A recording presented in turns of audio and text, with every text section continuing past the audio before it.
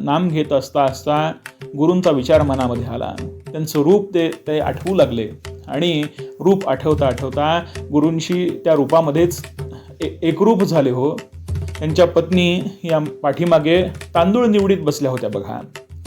आणि तांदूळ निवडीत असताना हे नाम घेत होते. नाम घेता घेता घेता घेता अचानक आवाज झाला आणि आवाजामध्ये त्यांच्या गुरूंचे शब्द त्यांच्या कानावरती आले. आशीर्वाद बरं बाळ, काही काळजी करू नकोस, येत्या 4 दिवसात आपण भेटूयात बरं. कमीत कमी रोजचा 5000 जप जरी करत असेल एखादा मनुष्य तरी त्याला हा अनुभव काही दिवसानंतर, काही वेळानंतर, काही महिन्यांनंतर हा त्याला यायला लागतो.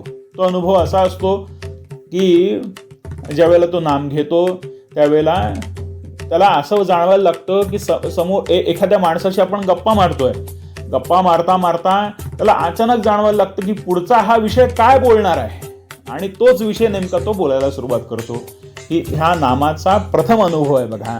जयांचा जनी जन्मनामार्थ झाला, जयांनी सदा वास नामात केला, जयांच्या मुखी सर्वदा नाम कीर्ती.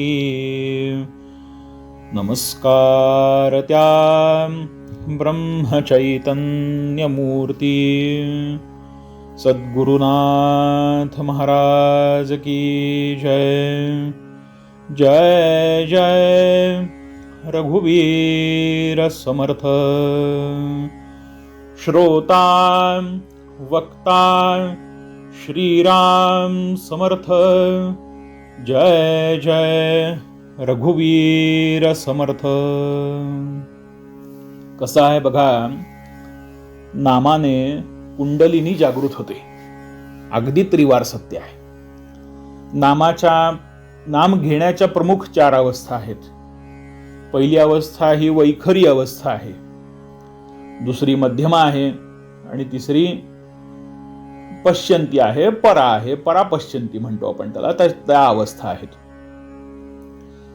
त्याच्यामध्ये एकदा नाम पोहोचलं की ते नाम कुठून येतं हे आपल्याला जाणवायला लागतं. जसं आपण वैखरीमधून म्हणजे मोठ्याने जसं नाम घेतो, राम राम राम राम राम राम राम राम असं जे नाम घेतो, हे नाम आपल्यालाही ऐकू येतं आणि आपल्या आजूबाजूच्यांनाही ऐकू येतं. अशा पद्धतीने आहे.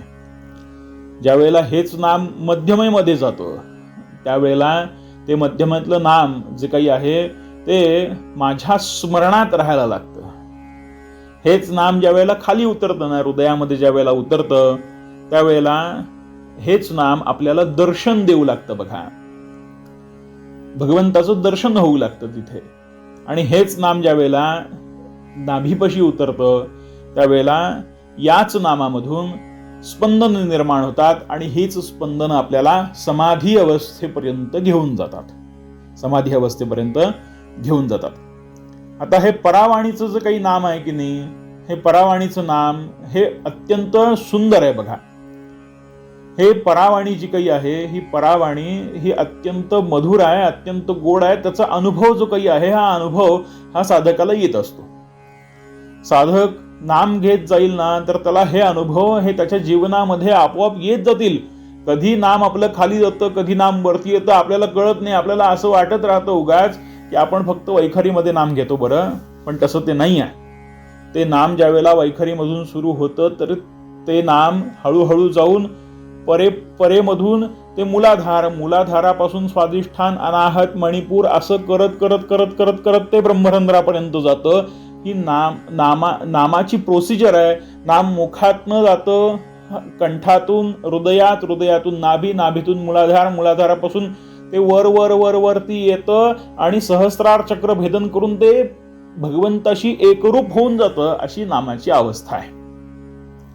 नामाचे अनुभव काय येतात बघा. आता ज्या वेळेला आपण अखंड नाम घेतो की नाही त्यावेळेला अखंड नामामध्ये जो मनुष्य अखंड नाम घेत असतो, कमीत कमी रोजचा 5000 जप जरी करत असेल एखादा मनुष्य तरी त्याला हा अनुभव काही दिवसानंतर, काही वेळानंतर, काही महिन्यांनंतर हा त्याला यायला लागतो. तो अनुभव असा असतो की ज्या वेळेला तो नाम घेतो त्यावेळेला त्याला असं जाणवायला लागतं की समोर एखाद्या माणसाशी आपण गप्पा मारतोय, गप्पा मारता मारता त्याला अचानक जाणवायला लागतं की पुढचा हा विषय काय बोलणार आहे, आणि तोच विषय नेमका तो बोलायला सुरुवात करतो. ह्या नामाचा प्रथम अनुभव आहे बघा. म्हणजे हा विषय समोरच्याच्या मनातलं कळावं याच्यासाठी म्हणून नाम घेऊ नये, पण नामाने अनुभव यायला लागतात आणि नाम आपल्याला अनेक पुढच्या गोष्टींची माहिती द्यायला सुरुवात करतं बघा. आता असाच नामाचा अनुभव जर महाराजांविषयी सांगायचा झाला तर तो अनुभव किती श्रेष्ठ आहे बघा. श्री महाराज एकदा कर्नाटकाच्या दौऱ्यावरती होते आणि महाराज मराठीमध्ये बोलत असत. ज्यावेळेला परेतून मूलाधार चक्रामध्ये नाम जाऊन पोहोचतं त्याच वेळेला, म्हणजे त्याला षटचक्रांचं भेदन सुद्धा लागत नाही, मूलाधार चक्रामध्ये नाम एकदा पोहोचलं की त्याला या जगतामधल्या सर्व भाषा अवगत होऊन जातात. आता महाराज मराठीमध्ये बोलत होते बघा, आणि तिथे समोरची जे काही दाम्पत्य आलं होतं ते दाम्पत्य कन्नडमध्ये बोलत होतं. तिथे एक दुभाषी होता, तो महाराजांचं बोलणं त्याला ट्रान्सलेट करून सांगत असे. आता त्या बाईची काहीतरी समस्या होती बघा. ती समस्या घेऊन ती बाई महाराजांकडे आली. महाराजांचा आणि त्याचा संवाद चालला होता. ती बाई कन्नडमध्ये बोलत असे, तो दुभाषी कन्नड ट्रान्सलेट करून मराठीत सांगत असे. महाराज मराठीतून सांगत असत, तो मराठीतून कन्नडमध्ये ट्रान्सलेट करत असे. शेवटी एक निष्कर्ष असा आला की महाराजांनी त्यांना काहीतरी म्हणून उपाय सांगितला, आणि हा उपाय सांगितल्यानंतर त्या कन्नड दुभाषिकाने तिला कन्नडमध्ये काहीतरी तो उपाय सांगितला. त्यावेळेला चटकन महाराज म्हणाले बघा, महाराज असं म्हणाले, अरे मी तिला असं म्हणालेलो नाहीये, मी असं म्हणालेलो आहे की तू नाम घेत जा. हा उपाय महाराजांनी सांगितल्या असं झाल्या तिथे उपस्थित असलेल्या काही जणांनी महाराजांना प्रश्न विचारला की महाराज की आपल्याला कन्नड येत नाही, तर त्यावेळेला आपण तो कन्नडमध्ये बोलला हे तुम्हाला समजलं कसं? महाराज म्हणाले, ते मला काही माहित नाही, हे फक्त नामानेच मला जाणवू शकतं, बाकी कशाने जाणवू शकत नाही. हा नामाचा अनुभव आहे बघा. आणखीन तुम्हाला नामाचे काय अनुभव सांगू हो, की नामाने काहीही साध्य करता येऊ शकतं, नामाने आपल्याला काहीही सहजपणे मिळवता येऊ शकतं. एक साधक होते, रोज आपल्या घरातल्या टेबल खुर्चीवर बसून नामस्मरण करीत असत. एक दिवस त्यांना असं वाटू लागलं की आपल्या गुरूंशी आपलं बोलणंच काही झालेलं नाही. आता गुरूंशी बोलणं कधी होईल हे माहिती नाही. त्यावेळेला नाम घेत असता असता गुरूंचा विचार मनामध्ये आला. त्यांचं रूप ते आठवू लागले, आणि रूप आठवता आठवता गुरूंशी त्या रूपामध्येच एकरूप झाले हो. त्यांच्या पत्नी या पाठीमागे तांदूळ निवडीत बसल्या होत्या बघा, आणि तांदूळ निवडीत असताना हे नाम घेत होते. नाम घेता घेता घेता घेता अचानक आवाज झाला, आणि आवाजामध्ये त्यांच्या गुरूंचे शब्द त्यांच्या कानावरती आले, आशीर्वाद बरं बाळ, काही काळजी करू नकोस, येत्या 4 दिवसात आपण भेटूयात बरं. अशा पद्धतीने त्यांचे शब्द त्यांच्या कानावरती ऐकू आले. ते नुसते त्यांनाच ऐकू आले नाहीत, तर त्यांच्या पत्नींना सुद्धा ते शब्द ऐकू आले. नामाचा अनुभव असा असतो बघा, म्हणजे नवरा नाम घेत राहील तर त्याच्या बायकोला सुद्धा त्याचे अनुभव येतील, बायको नाम घेत राहील तर त्याच्या नवऱ्याला सुद्धा ते अनुभव येतील. हा नामाचा अनुभव आहे, आणि हा शाश्वतच आहे. नामाच्या अनुभवामध्ये आज आपण नामाने कुंडलिनी जागृत होते हे आपण बघितलं.